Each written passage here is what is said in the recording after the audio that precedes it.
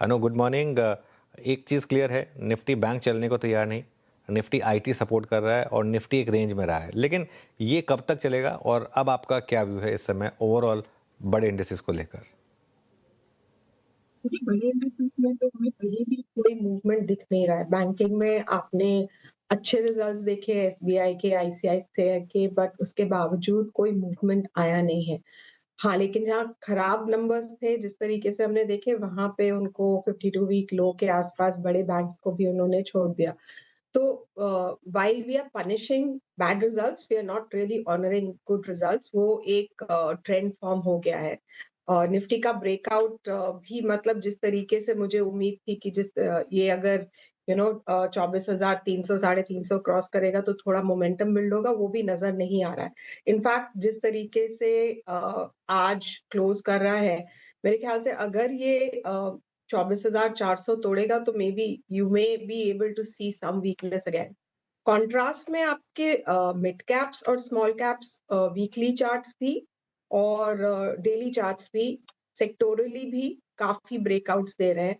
तो in fact small cap का तो weekly charts is turning quite positive, तो मुझे वहां पे अब एक इंडेक्स को छोड़ के एक इंडिविजुअल बॉटम अप पिकिंग में शायद फिर से लग रहा है। और सेक्टोरली अगर आप देखेंगे तो ऑटो ऑटो एंसल जिस तरीके से पिछले 2 हफ्ते 3 हफ्ते से चला है, एक वहां पे भी काफी स्ट्रेंथ दिख रही है, जो बिल्डअप तो हो चुका है। काफी स्टॉक्स 20-25% भी चल चुके हैं, बट लग रहा है कि अभी जिस तरीके से आपका एक पूरा CV cycle half way through है, तो शायद आप हाफ वे थ्रू उनके प्राइस मूवमेंट्स पे भी हैं, तो मेरे ख्याल से वहां पे भी आपको एक अच्छा मूव दिख सकता ओके, चलिए तो ये ओवरऑल अगर आप देखें मार्केट पे बात होगी। अनुज जी नमस्कार, वीरेंद्र बोल रहा हूँ। हाँ, है। बात करते हैं एक ऐसी वो थीम जिसने इस हफ्ते तेजी पकड़ी और मेरे ख्याल से जनवरी के बाद सबसे स्ट्रॉन्गेस्ट रिवर्सल था, that was metals. Metals industrial भी है और प्रीशियस मेटल्स तो देखिए गोल्ड 1,50,55 हो गया ऑलमोस्ट। आप मेटल्स को इस वक्त कैसे ट्रीट कर रहे हैं जब अब शुक्रवार को आंकड़े आए, आई मीन यूएस पेरोल के, अभी इन्फ्लेशन के नंबर्स भी आने हैं, मेरे ख्याल से कल आएंगे वो नंबर्स। मेटल्स को आप इस वक्त कैसे रीड कर रही हैं और कैसे प्लेस्ड हैं आप लोग? तो जहां तक कि निफ्टी मेटल्स का हिसाब है, इंडेक्स 13,200 पे था, वहां पे 100 पॉइंट पे रेजिस्टेंस है। हमारे ख्याल से the signs are there of a resuming up trend, but हम ये नहीं सोच रहे हैं कि ये आजकल में होगा। हमारा जो टाइम सीरीज एनालिसिस है, जो हमारे टीम मेंबर्स करते हैं, उसके अनुसार वो जो ब्रेकआउट होगा वो मोर लाइक सितंबर, मिड सितंबर एंड होगा, but the theme is turning positive. मेरे ख्याल से it will take about a month to take off. उसमें हमने फर्स्ट मूव्स देखे हैं। हम देख रहे हैं कि जिंदल स्टील का चार्ट बहुत स्ट्रांग है, या ग्राफाइट और एचईजी जो काफी टाइम से ऊपर जाके नीचे आ गए थे, उसमें भी कुछ बाइंग है। तो I would be positive, but I the signs of resuming up trend seem to be starting. जो लॉन्ग टर्म पोजीशंस बनाना चाहते हैं विद अ स्लाइट पीरियड की, अगर 4-6 हफ्ते इसमें ऊपर नीचे होगा, खास करके बिकॉज इंटरनेशनली इतना वोलेटिलिटी है, तो उस हिसाब से बिल्ड कर सकते हैं। जहाँ की गोल्ड और सिल्वर की बात है, अगर आप गोल्ड को देखेंगे जिस तरीके से इसने ब्रेक करके आज तो ऑलमोस्ट 4500 के आसपास है, मेरे ख्याल से इसका जो डाउनसाइड हम एक्सपेक्ट कर रहे थे कि ये एक बार फिर 4200 दिखाएगा, वो दिखा नहीं रहा है। तो नेक्स्ट टारगेट जो गोल्ड का बनता है वो 4690 का बनता है। 4690 पे अगर आ गया तो मेरे ख्याल से मोमेंटम, जो गोल्ड के ट्रेडर्स सब एग्जिट मार के साइड में बैठे हुए हैं, वो उस लेवल पे 45-50 से आपको मोमेंटम बढ़ना शुरू होगा। मैं गोल्ड को क्योंकि इंटरनेशनली फॉलो करती हूँ, तो रुपी का कन्वर्जन नहीं दे पाऊंगी। और जहां तक कि सिल्वर का भी हिसाब है, आप 64-65 तक कर रहे हो, मेरे ख्याल से जिस तरीके से मैंने गोल्ड का 4690 दिया, वो $72 to $73 ऑन यूएस टर्म्स आपका सिल्वर पर आउंस आएगा। तो मेरे ख्याल से वहां पे भी जो एक पिछले 3 से 4 महीने एक पूरा गमी का मौसम था, वो छटने की पूरी तैयारी है। सो while I track gold silver more closely, I think that will follow through on copper, that will follow through on our metal stocks as well. Okay, चलिए अच्छा, आईटी पर मैंने आपसे इनिशियली एक कर्सरी व्यू पूछा था, लेकिन ओवरऑल आईटी इंडेक्स ऐसा लग रहा है देखकर, क्या ये वाली रैली पिछली 2 रैली से अलग है और विद इन आईटी कोई पर्टिकुलर स्टॉक्स हैं जो आपको अच्छे लग रहे हैं? हाँ, तो आप निफ्टी आईटी को देखेंगे तो डेली ट्रेंड अभी भी साइडवेज है, बट जो वीकली ट्रेंड है वो it's started turning positive. Given the fact कि फंडामेंटली कोई खास चेंज हुआ नहीं है, इट इज मोर जिस तरीके से चिप स्टॉक्स यूएस में रिएक्ट कर रहे हैं, तो मेरे पिक्स वही रहेंगे कि मिड कैप आईटी अच्छा लग रहा है, हमारे पोर्टफोलियो में परसिस्टेंट है, कोफोर्ज आप देख सकते हो।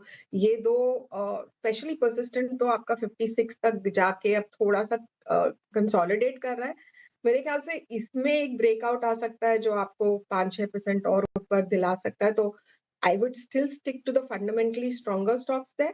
But yeah, the trend is definitely better than what it was about a month back. Okay, चलिए अब आते हैं एक दो स्पेस और जो कोलैप्स हो रहे हैं। ये अनुज जी, वीकली एक्सपायरीज का जाना, उसके बाद कैश, और कैश में आकर थोड़ा सा अगर आप देखें जो ऑप्शन राइटर्स का कन्विक्शन का बिगड़ना, कहा जा रहा है कि डेरिवेटिव्स वॉल्यूम्स कम होंगे इससे। अभी it's too early to say anything. I mean जब तक कैश विंडो नॉर्मलाइज नहीं हो जाती, आपकी सोच और गेसिंग पावर, अगर जो गेस पावर थी वो बिल्कुल सटीक नहीं बन जाती। देखते हैं वॉल्यूम्स कैसे वापस आते हैं, बट सारे स्टॉक्स में कोलैप्स था। Look at exchanges, BSc, MCX, look at broking stocks, आप एंजल को देखिए, आप ग्रो को देखिए। इस थीम को कैसे रीड कर रही हैं आप? This is cyclical. ये एक जब भी हमारा मानसिक वही है कि where there is uncertainty you stay out, but मेरे ख्याल से इन सब स्टॉक्स के लिए ओवर द नेक्स्ट 1 मंथ जब तक ये चलता है, it's an opportunity to buy as an investment. Maybe trading के लिए नहीं है, but definitely I would say सारे इनमें से खास करके बीएसई तो पिछले 1 महीने से मैं बोल रही हूँ कि it's a good time to enter back into the counter. वही लॉजिक है कि एनएसई का भी आईपीओ आ रहा है, I think that makes sense. We would be buyers in all of these fundamentally strong stocks, चाहे वो ब्रोकरेजेस हैं, वेल्थ मैनेजमेंट फर्म्स हैं, या आपके एक्सचेंजेस और एक्सचेंज सपोर्ट हैं। I think they are all worth buying for a 1 year process from here. We are positive. Okay, you are positive. Stock specific कोई आपकी रिकमेंडेशन इस समय जो आपको अच्छी लग रही है आपकी अपनी तरफ से? I was listening to Gabaji. I think LIC, I agree. LIC काफी बड़ा एक OFS के बाद एक 400-420 के लिए तो मूव दिया है, but I think on a longer term for investment purpose also आपको 20 से 25% का रिटर्न दे सकता है। आई थिंक गवर्नमेंट के भी हित में है कि अगर उनको 3-4 साल बाद फिर से OFS करना है, तो पिछली बार 440 से इस बार इस लो पे हुआ है, तो आई थिंक 440-450 तक आपको एक move for a investment profile दे सकता है, तो LIC लुक्स गुड। बाकी एज आई सेड, मुझे आपके पूरा जो ऑटो एंसल पैक है उसमें अच्छा लग रहा है। जो एक इंडिविजुअल स्टॉक जहां हम ब्रेकआउट देख रहे हैं, और जो कैवियट ये है कि हम क्लाइंट्स को दिला चुके हैं, वो जिंदल सॉ है। मेरे ख्याल से पाइप्स में हमने वो मूव देखा है, हमने वेल्थ फंड में ऑलरेडी देख चुके हैं वो। मेरे ख्याल से जिंदल सॉ ने वो मूव देखा है, लेकिन ऑलरेडी चल चुका है, बट इसमें काफी स्कोप और है, तो we would look at Jindal Saw also. और एक चीज जो मैं जब आपसे बात कर रही थी, मैंने स्क्रीन पे देखा कि केन्स का रिजल्ट इतना ठीक ठाक नहीं था, सबने उसको डाउनग्रेड ही किया है, बट कल शायद एक उनका न्यूज आर्टिकल आया उनकी चिप के लिए, and it is crossing it's 5 day moving average, it's 10 day moving average. अगर वो शाम तक 3:30 तक वो होल्ड करता है, तो ये स्टॉक में कैपेबिलिटी है, क्योंकि ये इतना ओवर सोल्ड रहा है, ये शायद आपका 4000 4100 तक जा सकता है, बट वो स्लाइटली रिस्कियर बेट है, टेक्निकल बेट है, एंड उसमें आज का क्लोज काफी इंपॉर्टेंट होगा, तो ये 2-3 स्टॉक्स आप देख। चलिए, अच्छा, शॉर्ट साइड पे क्या है अनुज जी, या फिर मैं विचार पूछता हूँ का एक ऐसी थीम जो कि अमूमन Q2 Q3 में कमज़ोर रहती है। Q1 के नंबर्स के साथ केमिकल कंपनियां जो विजन देखी गई अगले 2 क्वार्टर्स के लिए, वो काफ़ी वीक देखी गई।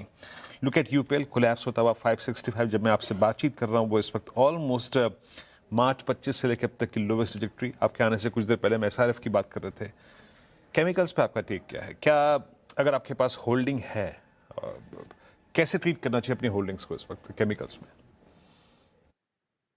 देखिए, हम केमिकल से निकल चुके थे 6-8 महीने पहले, हमने शायद मूव्स मिस भी किए, बट उसमें स्ट्रेंथ है, गुजरात फ्लोरो में उसमें स्ट्रेंथ है, कुछ इंडिविजुअल स्टॉक्स में हम केमिकल्स को एक सेक्टर मानते हैं, मैं मानती हूँ सब बहुत फर्क है।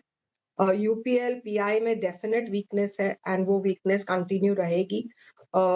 यूपीएल में तो there were some other issues also of the management और सम रेजिग्नेशंस। मेरे ख्याल से वहां से आपको 5 से 7% का नेगेटिव मिल सकता है। पीआई का भी जब तक कोई खास मूवमेंट दिख नहीं रहा है, बट आई वुड से इसको एक सेक्टोरल व्यू लेने की बजाय बॉटम अप लेने की बजाय लेना चाहिए, because her fine chemical, speciality chemical दूसरे से बहुत फर्क होता है। वहाँ पे चाइना का क्या इंटरैक्शन है, डिमांड का क्या है, बहुत फर्क होता है। तो मेरे ख्याल से उसमें आपको बाइज भी मिल जाएंगे, सेल्स भी मिल जाएंगे। I would prefer to be specific, but या as you showed me the UPL chart, उसका बायस नेगेटिव ही रहेगा, टेक्निकली भी और फंडामेंटली। ओके, शुक्रिया अनु आज हमारे साथ जुड़ने के लिए और अपना व्यूज़ शेयर करने के लिए हमारे साथ। आगे बढ़ते हैं अब बात